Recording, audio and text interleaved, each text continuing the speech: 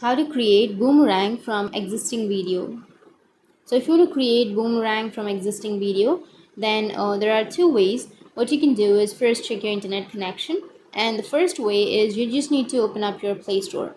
Once you open your Play Store, go for the search and search for boomerang generating applications. So you can simply choose Boomerit or Boomerang or anything. So once you've choose here, you will have the application where you can turn any video into a boomerang. So you can make boomerang from your camera and your gallery videos. It's a live editor. It's simple to use, and you will have amazing filters. You can also share it on social media. So you can install the application and create your boomerang from your existing videos. But if you don't want to install the application, you can also go with your browser or Google or anything and go for the search and search for boomerang generator. And once you've searched for boomerang generator, here you will have all of the websites which will provide you the boomerang. So you can simply choose any one of your trusted websites and you can upload the video and you will have the boomerang. So that's how you can create your boomerang from existing videos. And if you have any questions, feel free to comment below. Thanks for watching.